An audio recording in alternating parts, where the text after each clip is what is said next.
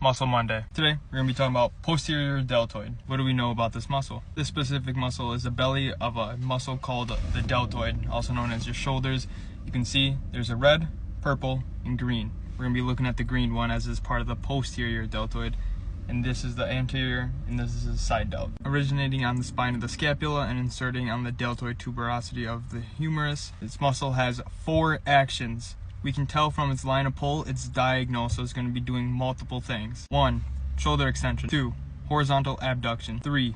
External rotation. 4. Abduction. Not going to focus on abduction because it's a minor assister in the movement, but it's not enough to get a good stimulus from doing just a pure abduction movement. Yes, it will get stimulus, but there's better ways to hit it. Let's talk about what I think a good exercise for this would be. This muscle has been recently neglected, but also been recently brought to attention by a lot of gym goers that focusing on training this specific muscle is going to help give a big 3D look to their shoulders from the side, and especially from the back. It's going to give a much beautiful detail to it when you do a lat spread. Focusing on a single joint, a reverse pec deck, a reverse fly, whatever you want to call it, going to isolate the rear delt more than a lot of other exercises, and is going to have the best leverage. One issue I have with this exercise, I'm going to be getting a lot of active insufficiency of the tricep, so it's going to be a limiting factor to this exercise. So something I would recommend, scooting over to one side of the rear fly machine and focusing on a unilateral movement rather than a bilateral. You can either look straight into the seat, or you can turn to the seat and reach across your body.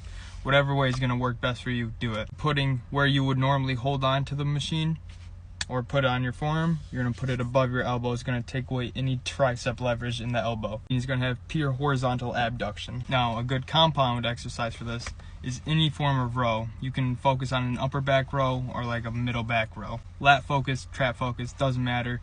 Both are going to be great for hitting this muscle just because it's part of the movement no matter what it does, whether it's horizontal abduction or pure extension. Lat focused, elbows tucked, upper back focused, elbows not tucked. Now, if I had to pick one compound exercise that would be better, a lat focused or an upper back focused, I'm going to have you do the lat focused row. Why? Because if you break down the movement, you're going to have a lot more muscle contractions going into an upper back focused. I mean, it's such a compound movement that it doesn't have a specific muscle name.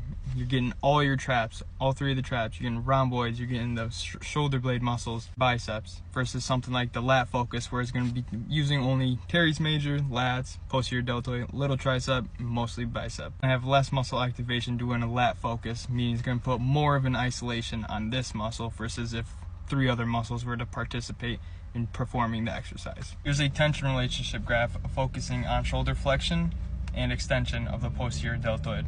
So, knowing 0 degrees, arm at side, 150, arm is